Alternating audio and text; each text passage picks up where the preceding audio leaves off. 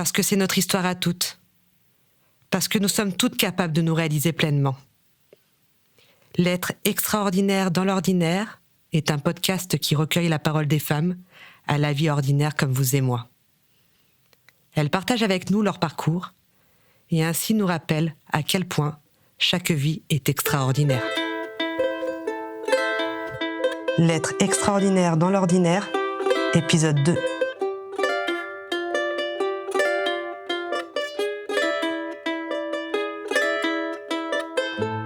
L'histoire que vous allez écouter est celle de Bénédicte.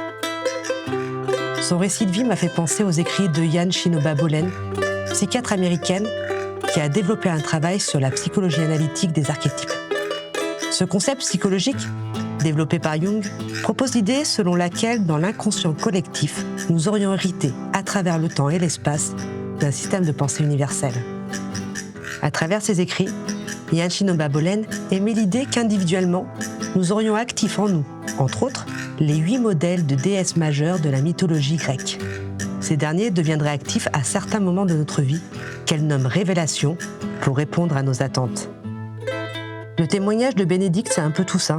Un voyage à travers ses archétypes, avec en toile de fond cette Artémis, cette femme libre à la volonté inébranlable, lui permettant de vivre sa vie comme elle le souhaite.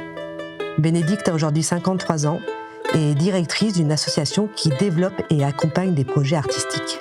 Elle partage avec nous, dans ce 2e épisode de l'être extraordinaire dans l'ordinaire, son parcours de vie et nous l'en remercions grandement.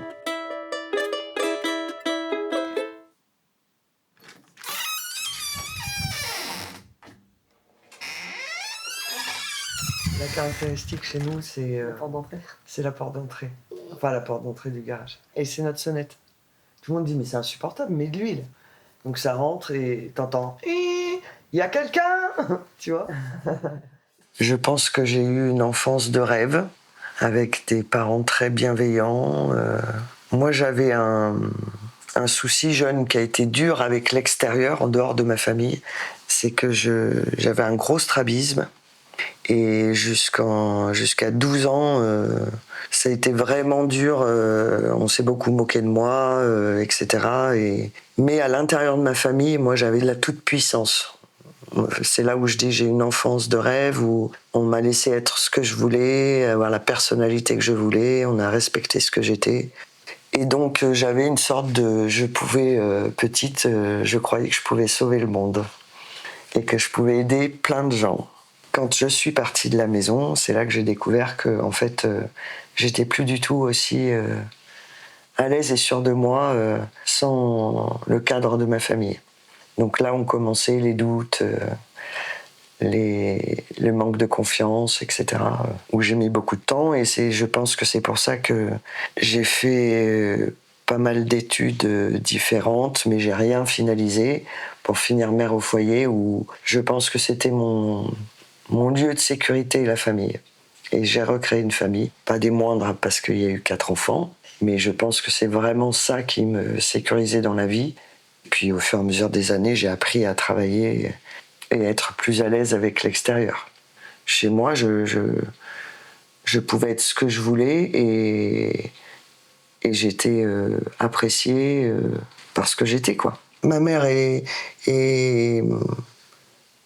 à l'époque sortait du féminisme, a été étudiante pendant mai 68. Elle a été au MLF et tout ça, et beaucoup, en tout cas avec ma sœur et moi, nous a beaucoup transmis ces valeurs de féminisme.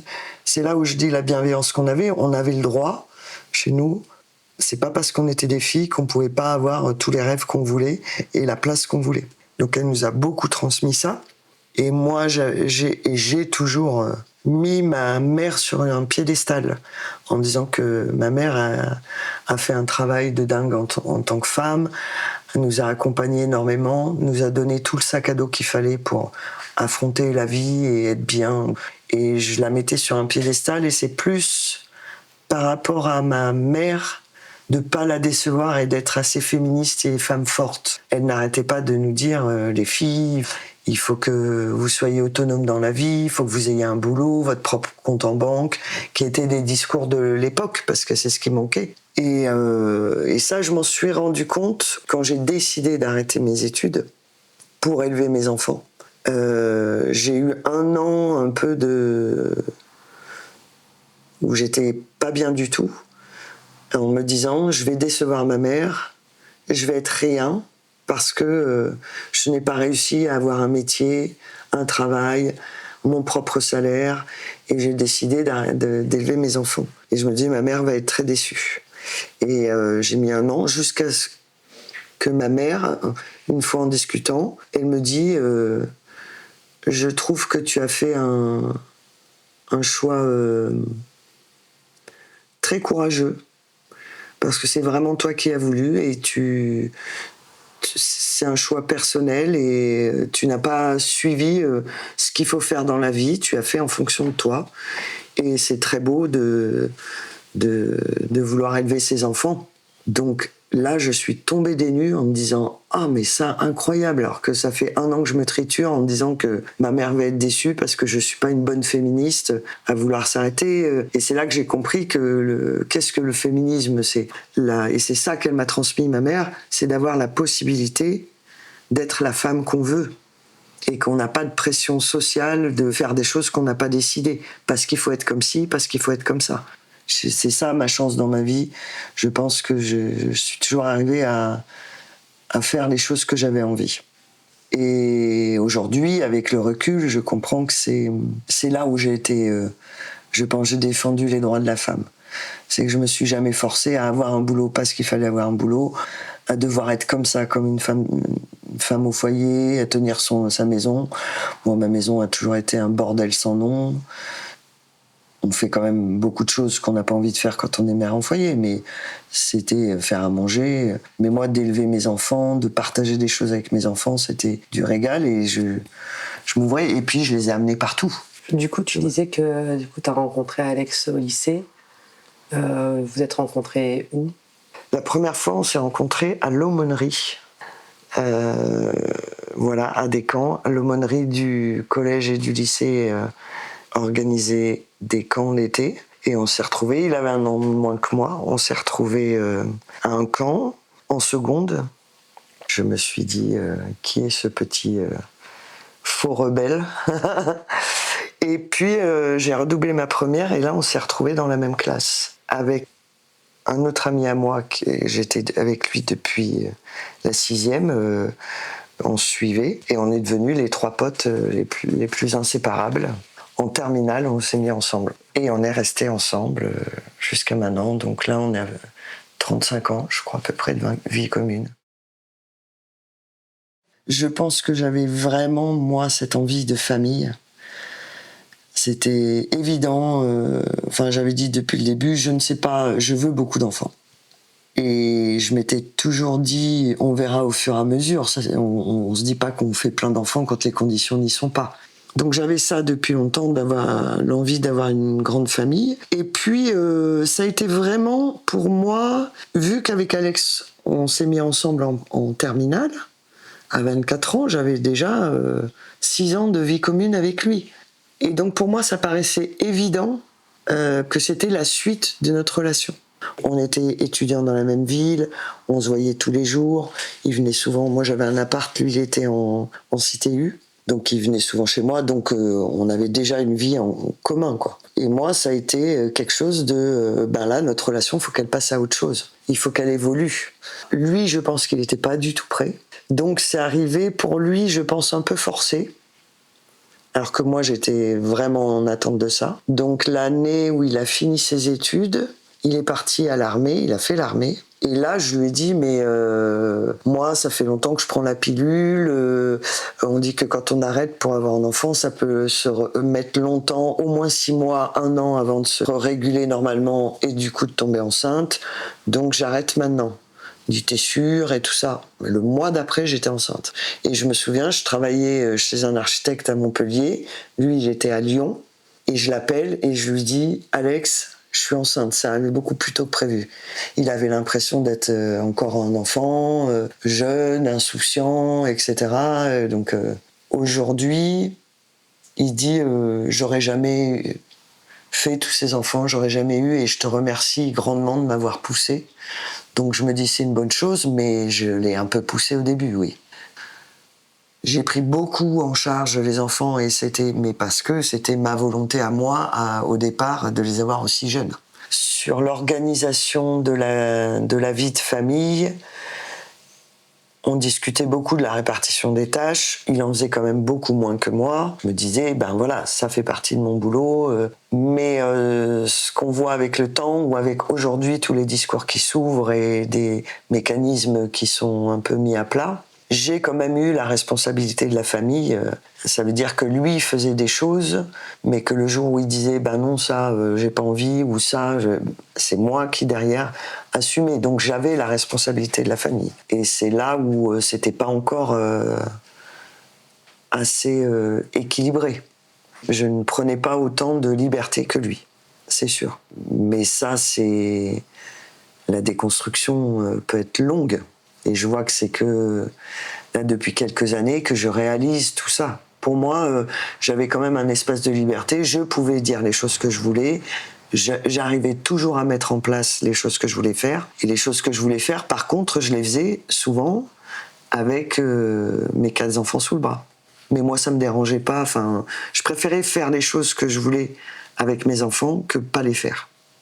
Quand on a fait tous les deux de la musique, on était tous les deux dans un groupe. Lui n'a jamais voulu, quand on jouait les mêmes week-ends, qu'est-ce qu'on fait des enfants ? Moi, je partais dans mon groupe avec mes 4 enfants jouer et je m'organisais. Et lui n'a jamais voulu, parce que c'était trop stressant pour lui, d'aller jouer, faire un concert et avoir les 4 enfants à charge. Ou même se répartir 2 et 2. Tous les deux, et moi et lui, on était sur des schémas... patriarcal, où l'homme il a plus de droits que la femme. Donc il y a plein de moments où il n'a pas été soutenant.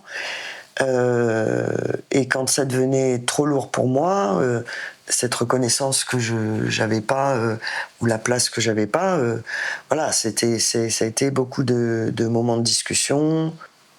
Quand moi je trouvais pas ma place, c'est pas lui qui m'aidait à trouver ma place. Il fallait que moi je cherche ailleurs, que je sois déterminée sur la place que je voulais avoir pour pouvoir la défendre auprès de lui. Dans la globalité, on peut dire qu'il a été soutenant parce qu'il a toujours voulu comprendre et finalement accepter et s'adapter pour qu'on puisse rester ensemble. Il était très soutenant sur mon rôle familial, mais en fait ça l'arrangeait quand même. Que je sois à la maison, que je gère, que je m'occupe, que je sois sûr de moi dans ce que je faisais et que je menais les enfants, l'éducation, les plannings de vacances, etc. Et dès j'ai commencé à vouloir travailler, là ça a été beaucoup plus dur. Quand on commence à travailler, j'ai dû commencer à travailler à 35 ans, pour avoir de l'assurance dans le travail qu'on fait alors qu'on n'a jamais travaillé quasiment. Ça a été très dur. J'ai beaucoup, et encore aujourd'hui, manqué de confiance en moi, en me disant je suis pas assez formée, je suis pas assez bonne, j'ai 15 ans de retard sur les gens avec qui je travaille parce que ça fait 15 ans, donc j'ai pas la légitimité, etc. Là-dessus, Alex m'a pas soutenu. C'était mon problème à moi. Quand j'ai décidé de travailler, que là c'est bon, 10 ans de mère au foyer, j'en avais marre, maintenant que je voulais faire des choses pour moi et m'épanouir moi. Alex, il avait un peu de mal à comprendre pourquoi tu travailles, vu ce que tu gagnes. Parce que ça l'arrangeait de rester à la maison, donc j'ai tenu le truc. Mais les enfants, ils n'ont pas compris. Les enfants, ils m'ont dit mais maman, t'es jamais là, ce qui n'était pas vrai, ils n'ont jamais fait de la garderie, ils n'étaient pas obligés d'aller à la cantine. Donc j'étais quand même... Mais eux, leur quotidien changeait. Ah ben non, là j'ai une réunion, ah ben non, là je travaille. Et jusqu'à un moment où ça m'a fait péter un plomb et j'ai dit j'en ai ras-le-bol, ça fait 10 ans que je fais tout pour vous, vous avez tout ce que vous voulez, donc maintenant vous allez accepter que moi aussi je fais des choses pour moi. Ça a été terminé, on n'a plus jamais reparlé, j'ai plus de remarques. Je me suis mis quand même à disposition pour ma famille et mes enfants, moi je passais quand même après. Et là je me suis dit 10 ans au service de ma famille, là j'ai besoin de penser à moi. Voilà, de nouveau, j'ai eu la sensation de je veux avoir un autre objectif, et c'était de socialement avoir un rôle.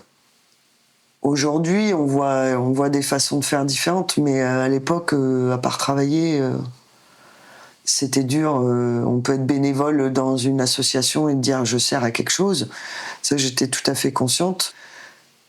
Mais la reconnaissance, elle n'y est pas là-dedans. Et je serais restée, je pense, au sein de ma famille comme c'est pas un travail, donc tu n'as pas la priorité là-dessus. Donc le fait de prendre un travail, je disais, je gagne peut-être pas la même chose que mon mari, mais c'est quand même un travail, et donc j'ai autant de priorité que lui là-dessus. J'étais enthousiaste de me retrouver. Alors déjà, j'ai choisi un travail, je travaillais dans des associations et dans le lien social. J'avais besoin de partager, de découvrir les gens, comment ils fonctionnaient, qu'est-ce qu'ils avaient besoin, de me sentir utile. J'ai quand même gardé, aujourd'hui, dans mes projets, on m'appelle un peu la maman, donc j'ai gardé ce rôle d'être là pour que les gens autour de moi ils soient bien. Donc les boulots que j'ai développés, c'est un peu dans ce sens. Ça, je me rends compte, je m'en rendais pas compte. C'est maintenant avec pourquoi on m'appelle des fois la maman. J'aime pas trop. Je dis non, je suis une femme, je suis pas votre mère. Mais j'accepte aujourd'hui de voir que j'ai un fonctionnement de est-ce que tout le monde va bien, est-ce que tout le monde a trouvé sa place, voilà, dans les projets que je mène. Donc c'est un côté un peu maternel. Mais j'ai mis du temps à ouvrir ma bouche dans les réunions. Voilà, c'était au début, j'osais rien dire. Petit à petit, j'ai appris des choses. C'était dur. Surtout quand on me renvoyait quelque chose de négatif, ça m'effondrait. Et je me disais, je suis nulle. Je remettais tout en cause. En fait, petit à petit, j'ai eu des retours positifs de mon travail. Et ça m'a permis d'avoir la reconnaissance. Et en fait, au bout de 6 ans, 7 ans, de travail, j'ai perdu ma maman qui était ma référence, qui était mon soutien. Dès que ça n'allait pas, j'allais là-bas et elle, amour maternel inconditionnel, Messi, mais t'es forte, mais tu te rends pas compte de tout ce que t'as, etc. Donc voilà, le soutien, moi je le trouvais beaucoup chez ma mère. Et dès que ça allait pas, il fallait que je rediscute avec elle. Et elle est décédée, donc ça a été un gros coup, comme si je perdais le toit de ma maison. Tout mon repère, ma sécurité qui partait. Et il a fallu du coup beaucoup que je travaille ça et pour que je puisse avoir mon toit par moi-même en fait. Et donc là, je suis allé voir quelqu'un, j'ai suivi une petite thérapie pour pouvoir avoir plus confiance en moi, me dégager de la vie des autres, l'attente tout le temps de cette reconnaissance. Ça m'a aidé, c'était une première étape. Et la deuxième étape, j'ai fait 2 ans de théâtre d'impro. Alors ça a été pour la prise de parole en public, l'assurance de parler en public, etc. Enfin, ça a été une thérapie pour moi. Vraiment, de lâcher prise, de m'apprendre à dire c'est pas n'importe quoi ce que je dis, et même si les gens en face, ils sont pas d'accord, quoi. Et aujourd'hui, il y a des projets que j'ai montés, je trouve que c'est des super beaux projets. Je sens que là-dessus, si on m'attaque, j'aurai du répondant. Chose que j'avais pas du tout avant. C'est ça que ça a changé. Et que maintenant, je peux défendre des choses. Est-ce que moi, dans ma tête, je suis sûr de là où je vais? Et avant, j'étais vraiment pas sûr. Ou en tout cas, j'avais pas assez confiance en moi. Donc c'est ça que ça a amené, c'est qu'aujourd'hui, j'ai cette assurance que je sais où je vais. Et ça a de la valeur pour moi. Et ça suffit. Je pense que quand je dis je sais où je vais, j'ai envie qu'on avance vers une société bienveillante. Et donc maintenant, presque la culture, c'est un moyen d'y arriver. Mais je pourrais travailler dans n'importe quel autre domaine pour défendre ces valeurs de vivre ensemble en respect, en bienveillance et en intelligence. La valeur primordiale pour moi, quand je parle de société bienveillante, c'est le respect de l'autre et surtout l'humilité de dire qu'on est tous égaux.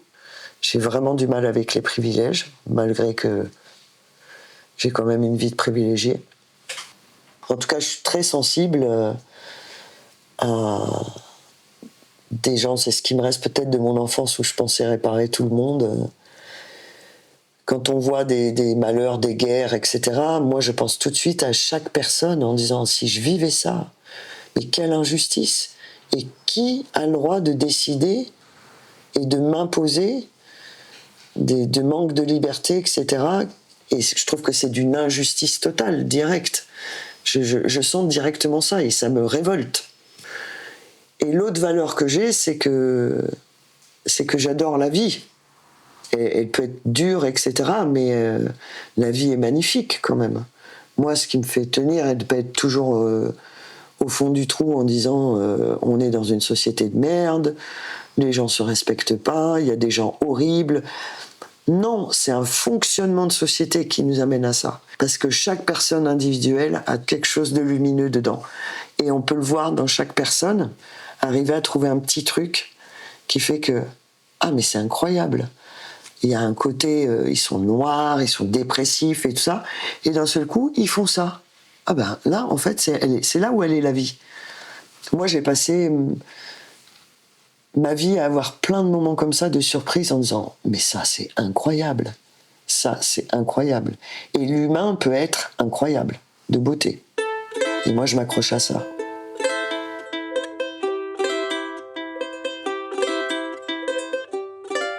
Vous mangez là ? Ben, écoute, moi je veux bien. L'être extraordinaire dans l'ordinaire est un podcast de Sarah Fontès, produit par l'association Méandre, réalisé par Sarah Fontès, accompagnée de Gary Rance. Et la musique est réalisée par le bricolographe. Retrouvez tous les épisodes de l'être extraordinaire dans l'ordinaire sur méandre.org et sur vos différentes plateformes de podcast.